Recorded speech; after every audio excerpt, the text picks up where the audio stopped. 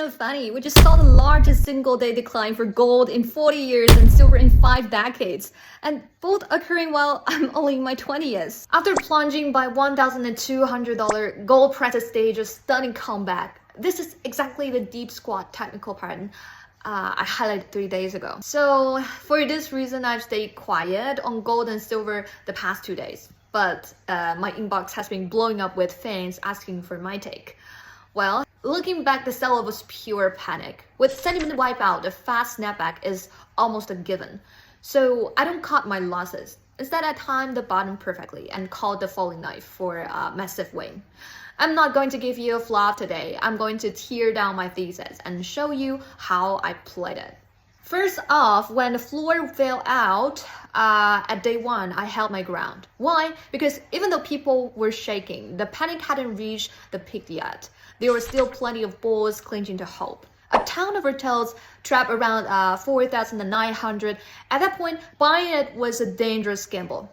That's why on day one, I sat on my hands and waited for the carnage to settle. And day two was the real game changer. If the price continues descent and breached the $4,600 support level, it would have signaled a complete breakdown of market sentiment. When even the casual retail segment was underwater, we reached the maximum level of sentiment exhaustion. So my strategy was crystal clear. At a $4,600 level, I initiated a 10% starter position. When it dipped to $4,500, I doubled down. So where did I set my safety net? Right at the $4,400 mark. I've checked the Indian charts. That's exactly where they bottomed out. That makes $4,400 my hard line in the sand. If it breaks, I'm cutting my loss and walk away. I will be the first to admit that $4,400 stop was so close. I was sweating bullets catching the falling knife. Just $2.27 more and it would have triggered a stop loss. So my sizing on the S1s wasn't perfect. When you're staring at such a massive panic sell, keeping your calculations steady is much easier said than done.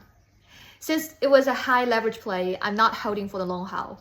I'm just keeping a runner position. The market needs to cool off and find some footing before we can trade the real trend. But why did I have the guts to step in right here? Because the big money was practically screaming at me. When institutions start stomping, you can bet there's a massive buy wall waiting below to soak up the volume.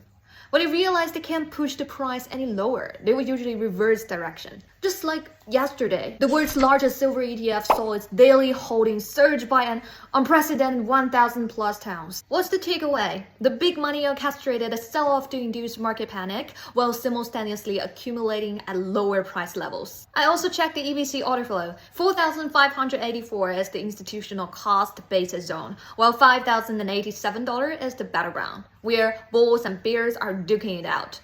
The massive drop from $5,600 to $4,400 was just a shakeout to scare everyone away. Now we are back at $4,700. It's a second entry window before the trend resumes. The people who FOMO at the top are always the same ones, panic selling at the lows. Deutsche Bank maintained their price targets at $6,000.